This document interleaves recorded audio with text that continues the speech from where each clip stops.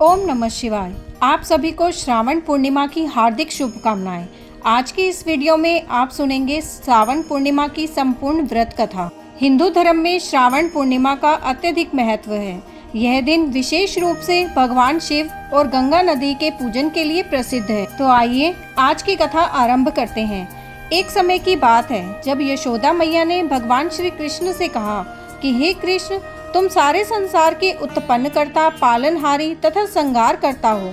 आज तुम मुझे कोई ऐसा व्रत बताओ जिसके करने से मृत्यु लोक में स्त्रियों को विधवा होने का भय ना रहे तथा यह व्रत सभी मनुष्यों की मनोकामनाएं पूर्ण करने वाला हो। श्री कृष्ण कहने लगे कि माता, तुमने अति सुंदर प्रश्न किया है। मैं तुमसे ऐसे ही एक व्रत को विस्तार से कहता हूँ।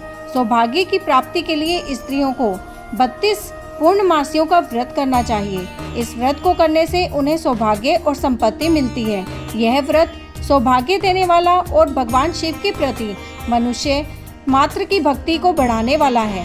उनकी बातें सुनकर यशोदा जी कहने लगी, हे कृष्णा, सर्वप्रथम इस व्रत को मृत्युलोक में किसने किया था? इसके विषय में विस्तार पूर्वक मुझसे कहो। तब श्री कृष्ण ने अपनी माता को जो कथा सुनाई वे इस प्रकार है। राजा चंद्रहास की नगरी कातिका में एक धनेश्वर नाम का ब्राह्मण रहता था, जिसकी पत्नी का नाम रूपवती था। उन ब्राह्मण के पास धन दौलत की कोई कमी नहीं थी, परंतु वह संतानहीन था, जो उनके दुख की वजह थी। एक बार एक तपस्वी योगी उस नगरी में आया। वह केवल ब्राह्मण के घर को छोड़कर बाकी सारे घरों से भिक्षा मांगता था। कई दिनों तक ऐसा ही चलता रहा। एक दिन ब्राह्मण ने यह देख लिया और उन्होंने तपस्वी योगी से पूछा कि वह उसके घर से भिक्षा क्यों नहीं लेते हैं। इस बात पर योगी ने बताया कि जिस घर में संतान ना हो, मैं उस घर से भिक्षा लेने का पाप कार्य कैसे कर सकता हूँ। तब श्री कृष्ण ने अपनी माता को कथा सुनाई। राजा चंद्रहास की नगरी कातिका में एक धनेश्वर नाम का ब्राह्मण रहता था, जिसकी पत्नी का नाम रूपवती था। उन ब्राह्मण के पास धन दौलत की कोई कमी नहीं थी, परंतु वह संतानहीन था, जो उनके दुख की वजह थी। एक बार एक तपस्वी योगी उस नगरी में आया। वह केवल ब्राह्मण के घर को छोड़कर बाकी सारे घरों से भिक्षा मांगता था। कई दिनों तक ऐसा ही चलता रहा।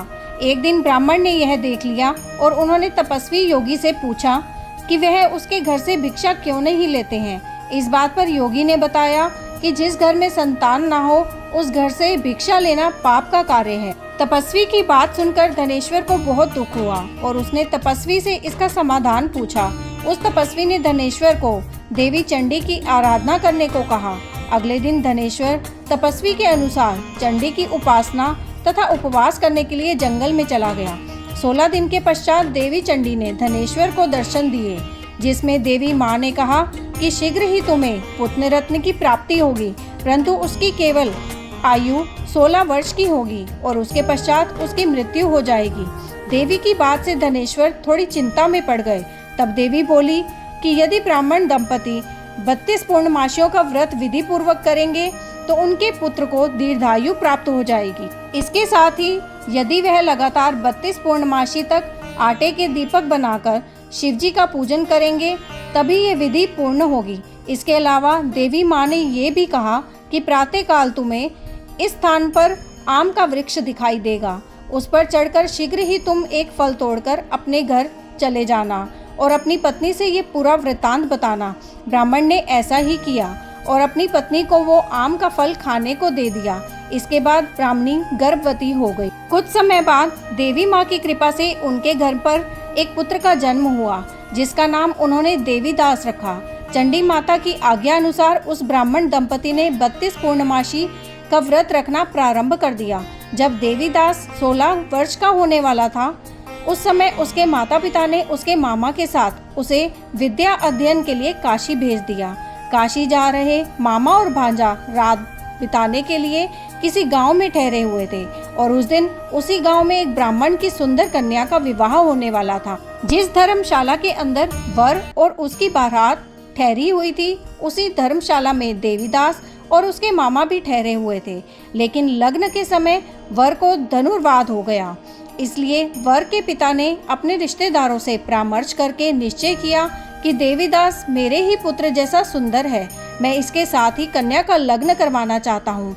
वर के पिता ने देवीदास के मामा से यह बात बताई, जिस पर देवीदास के मामा राजी हो गए। विवाह के कुछ समय बाद जब काल देवीदास के प्राण लेने आया, तब ब्राह्मण दंपति के व्रत के कारण देवीदास को कुछ नहीं हुआ और उसके ऊपर से संकट की घड़ी टल गई। उस वक्त से ऐसा कहा जाता है कि पूर्णिमा के दिन व्रत करने से व्यक्ति को हर प्रकार के संकट से मुक्ति मिल जाती है। आपको ये कथा अच्छी लगी और उपयोगी लगी तो अपने दोस्तों में शेयर अवश्य करें, वीडियो को लाइक करें और आपके अपने चैनल एस्ट्रो नॉलेज को सब्सक्राइब करना ना भूलें। ऐसी ही कथाओं के साथ हम आगे मिलते रहेंगे। ओम नमः शिवाय।